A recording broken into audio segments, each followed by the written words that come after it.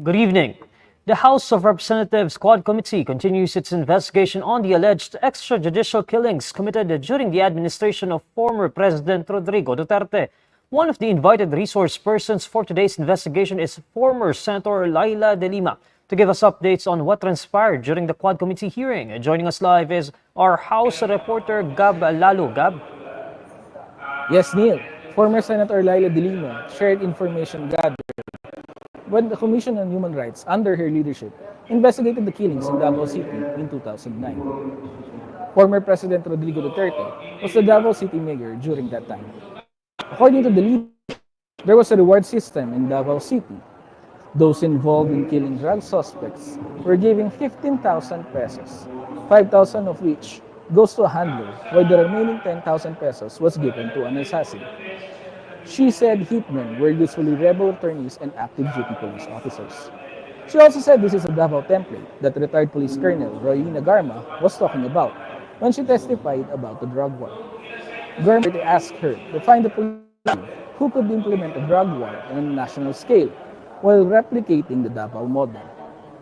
Duterte and De Lima were supposed to have a showdown at today's hearing, but the former president asked to be excused from the hearing as he was not feeling well.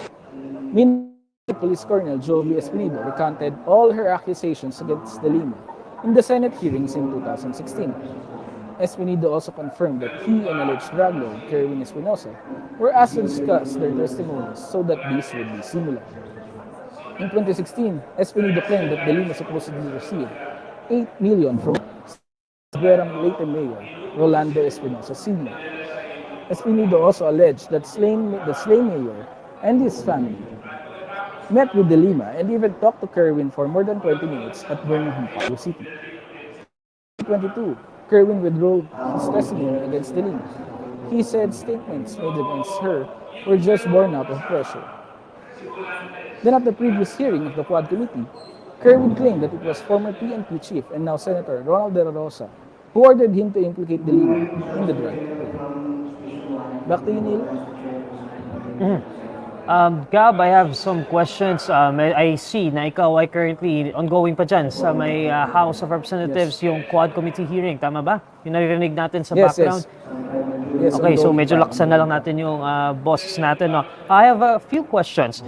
Clarification number one, itong pinresent ni former Senator Laila de Lima, these were her findings during her stint as CHR chair. Tama ba? Yes, correct. Yun yung mga findings ng investigation when the CHR, under her leadership, conducted a series of investigations to look into killings in 2009. So, she clarified that it was during that scope only, yung kanyang mga findings na ipinakita kanina, it was limited to that time frame. So, this was back when President Duterte was still in Davao, tama? Yep, he was Davao mayor during that time. So, Gab, if we're going to base this on what Senator De Lima is saying, matagal na itong issue na to. Let me quickly go back dito kay President Rodrigo Duterte. So, he skipped today's hearing due to health reasons. Tama? Do we know more details about his situation and can we expect his attendance sa mga susunod na hearing? Well, actually, not much was given. Not much information as to why the former president was skipping the hearing. Pero meron namang assurance from the Duterte camp that he can attend further hearings, maybe those on after November 1. He said that the lawyer of the former president actually said that they think the president needs much rest but he is willing to go to attend the Quad Committee hearings. Gab, if now I'm looking at the list of the resource persons for today's hearing. No, aside from Senator Laila de Lima, also invited in today's hearing was Los Baños Councilor Norvin Tamisen, and he was tagged in the death of Los Baños Mayor Cesar Perez. No, and he's saying in the hearing na parang he was wrongfully accused, ginawa siyang fall guy ng mga police. Why are we looking into the deaths of these mayors? Actually, because the lawmakers or the key members of the Quad Committee, they think there is a pattern between regarding the killing of former Mayor Perez and the killing of former Tanawan, Batangas Mayor Antonio Halili. If we remember, Halili was gunned down in last July 2018. He was also a controversial figure as many observers think he was trying to imitate the former President Duterte. He also had a hardliner approach against drugs. He was famous for parading alleged drug pushers and drug users along the streets of Tanawan in what they called as Flores de Pusher. Para siyang parada na Flores de Mayo pero puro mga pusher or street level criminals ang pinaparada. Despite that, Mayor Halili was included in the narco list of the former president. Noong nakaraan, sinabi ni former Police Colonel Garma na merong isang opisyal ng PNP na tungkol sa pagkamatay ni Mayor Halili. And yung mga lawmakers natin sa Quad Committee, they feel that there are similarities, there is a pattern regarding the killing of former Mayor Halili and former Mayor Perez. Now, let's talk about retired Police Colonel Reina Garma since you mentioned her. No? Did you get any more details from her today? Kasi isa siya sa mga tinignan natin ngayon na kumbaga key resource persons in the House of Representatives and imbitado din siya doon sa magiging hearing ng Senado. Actually, she just maintained that she from a police captain Kenneth Albotra, that Albotra was involved in the killing of Mayor Halili. So these were her testimonies during the last hearing noong October 11, and then the Quad Committee invited Captain Albotra today. Albotra, on the other hand, denied talking to Garma about this issue. According to Albotra, he actually met Garma in Cebu City during the time frame that was mentioned by Garma, but he did not mention he is claiming that he did not mention anything about being involved or being part of a team that was responsible for the death of Mayor Halili.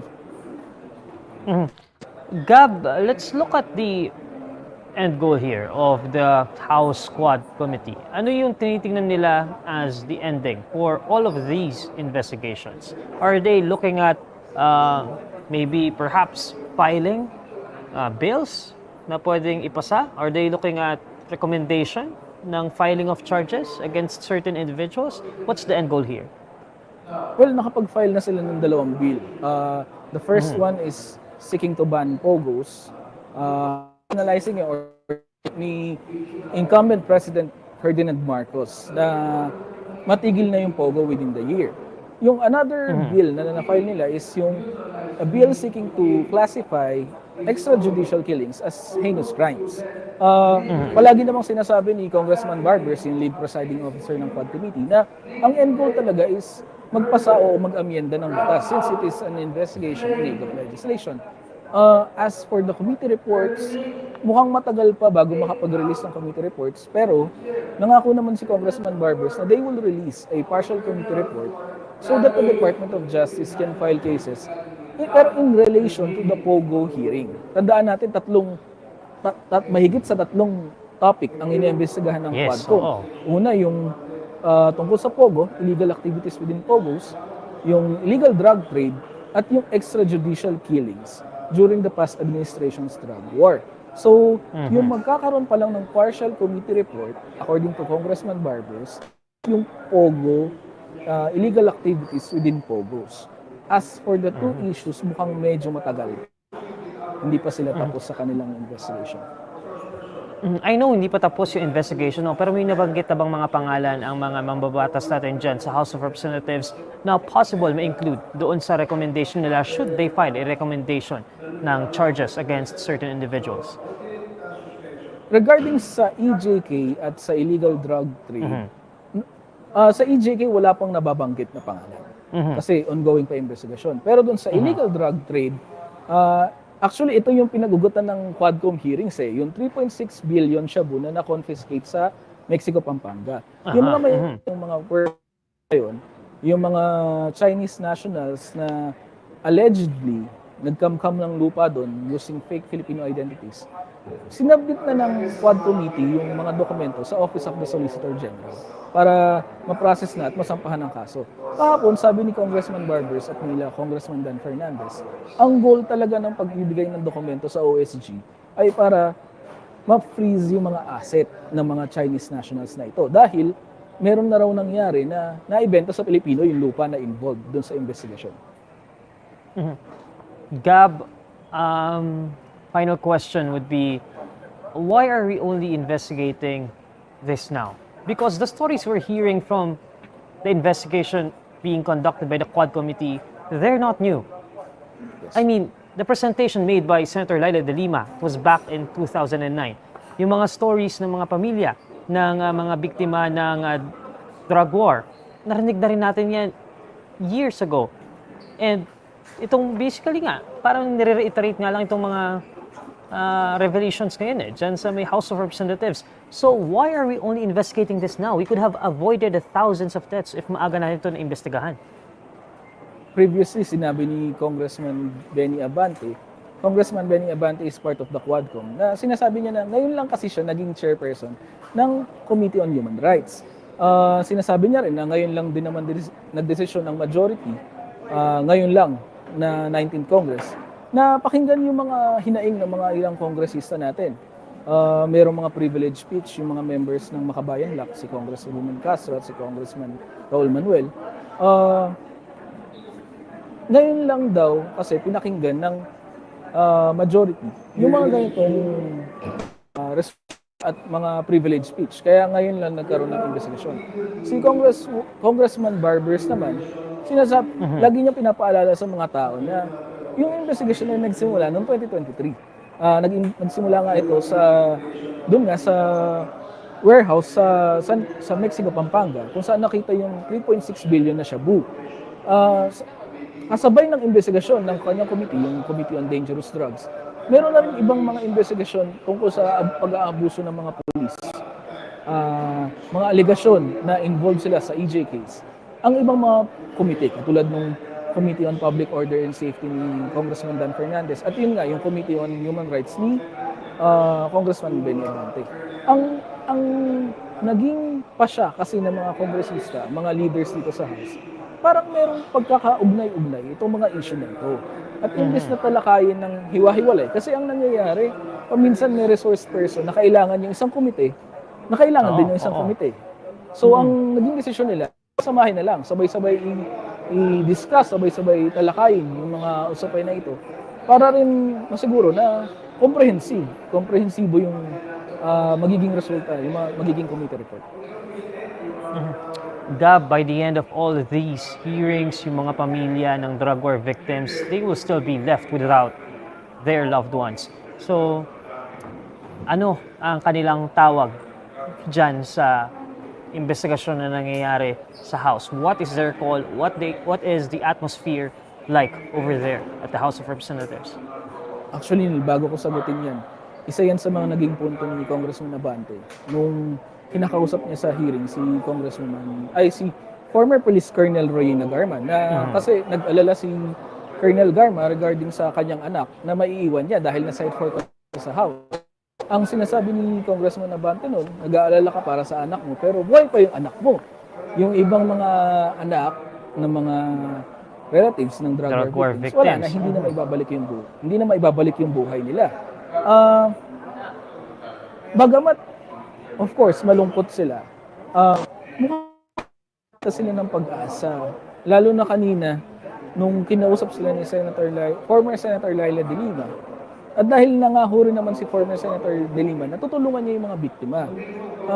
Si former Senator, sinabi niya na hindi niya ini-expect na magiging ganito kalaki yung scope o yung lawak na tinatalakay ng Quad Committee. Kaya sa kanya, nagpapasalamat siya para sa committee na ito. Okay, maraming salamat Gab Lalo, live from the House of Representatives. Signal number 2 is raised in several areas of Luzon and Visayas as Tropical Storm Kristine intensifies. Tropical Cyclone Kristine was located 390 kilometers east of Daet, Camarines Norte, carrying maximum sustained winds of 75 kilometers per hour and gustiness of up to 90 kilometers per hour. Kristine is moving northwestward at 15 kilometers per hour. Kristine is forecast to gradually intensify into a severe tropical storm before making landfall and may exit the Philippine area of responsibility on Friday, October 25. Signal number 2 is raised in several areas of Luzon, including Catanduanes, the eastern portion of Camarines Norte, the eastern portion of Camarines Sur, the eastern portion of Albay, and the eastern portion of Sorsogon. Signal number 2 is also raised in some areas of Visayas, such as the northeastern portion of northern Samar and the northern portion of eastern Samar. Meanwhile, signal number 1 is raised in several areas of Luzon, Visayas, and Mindanao. Former President Rodrigo Duterte will attend the Senate probe on his war on drugs regardless of who is going to preside the probe, according to Senator Ronald Bato Dela Rosa. The Senate investigation on the drug war is set to have its first hearing on Monday, October 28, which will be handled by the Senate Blue Ribbon Subcommittee led by Senate Minority Leader Aquilino Coco Pimentel III. On Tuesday, October 22, De La Rosa, who was Duterte's former Philippine National Police Chief, says that the former president will attend the Senate probe regardless of who is going to preside it. Meanwhile, aside from Duterte, Pimentel says the other resource persons to be invited to the hearing are former Senator Laila de Lima, retired Police Colonel Royina Garma, resigned National Police Commission Chief Edelberto Leonardo, self-confessed drug lord Kerwin Espinosa, and the families of victims of drug war killings. According to Pimentel, the investigation would still start with Garma and other personalities who already testified in the House of Representatives Quad Committee hearings. Pimentel says the panel could start asking questions if Garma and other resource persons would confirm their affidavits and testimonies in the Quad Committee hearings. Furthermore, Pimentel says that since the panel is directed to probe the Philippine war on illegal drugs, its scope can cover the drug war records under Duterte's administration and even with the current administration. Vice President Sara Duterte is accusing Department of Justice Secretary Jesus Crispin Remulla of not knowing the law and being slow after Remulla announced that Duterte has violated moral principles because of her recent statements against the body of late former President Ferdinand Marcos Sr. On a Monday, October 21, Remulla said that DOJ will be studying the possible legal consequences of Duterte's statement that she will exhume the body of the late president and throw it to the West Philippine Sea. In reaction to this, Duterte says that Filipinos should pray because the country has a Justice Secretary who does not know the law. Duterte explains that there is a big difference between talking about this desecrating a body from actually doing it. Back to Duterte's comments against him, saying that he's used to receive such comments because it is part of his job as the Justice Secretary. Remulla further describes Duterte's statements as shockingly disturbing, especially since she was the former Secretary of the Department of Education.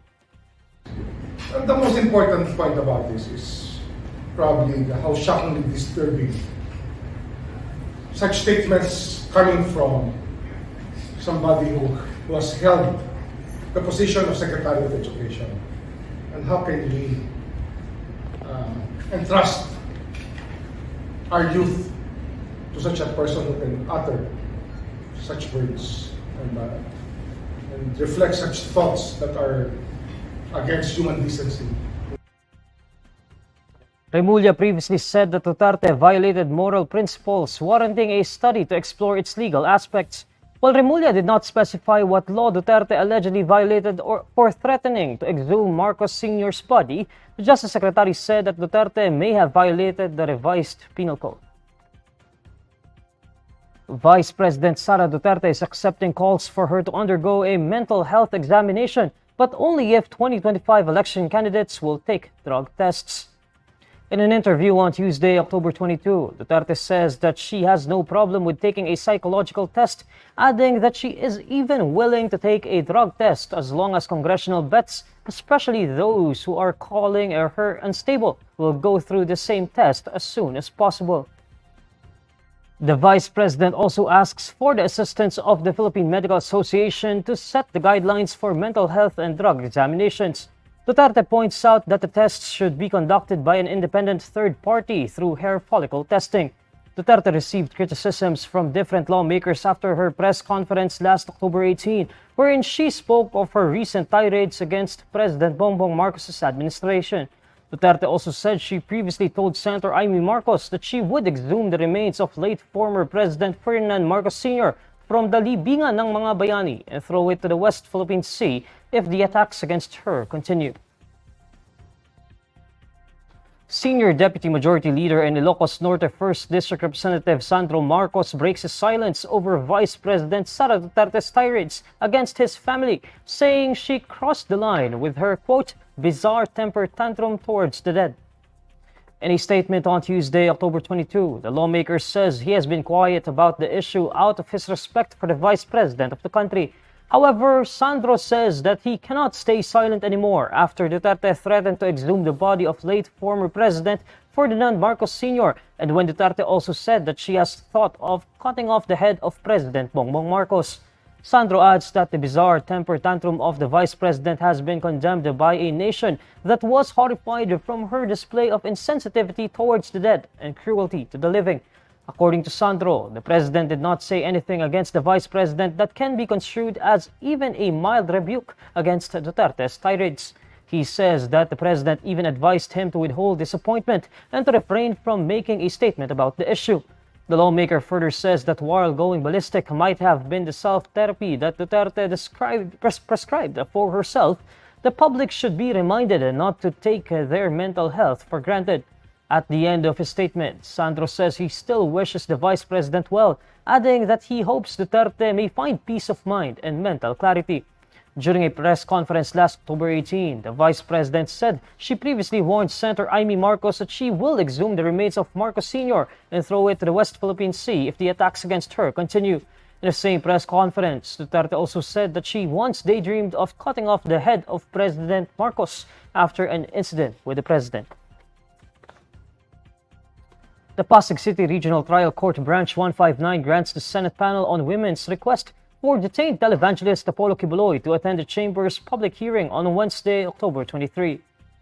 Based on the court's order, although Quiboloy previously filed an opposition to the request of his appearance before the Senate committee, the court grants the request of the Senate panel for the appearance of Quiboloy to the Senate hearing on Wednesday. The Pasig City RTC is directing the jail warden of the Pasig City Jail, Bureau of Jail Management and Penology, Nagapayong, Barangay Pinagbuhatan, Pasig City, and the Chief of Philippine National Police Custodial Center in Camp Crame, Quezon City, to bring and escort Quiboloy to the Senate building hearing.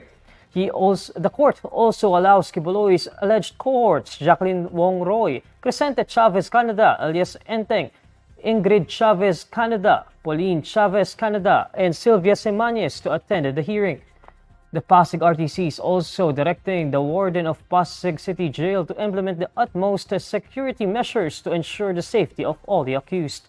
Quiboloy is currently detained in the PNP Custodial Center after he was arrested last September 8. He is facing a human trafficking and child abuses allegations, which his camp denied. These are the stories you need to know today. I'm Neil Mercado. Follow INQUIRER.net on Facebook, X, YouTube, TikTok, Instagram, and Reddit. For more stories, visit INQUIRER.net. Good evening.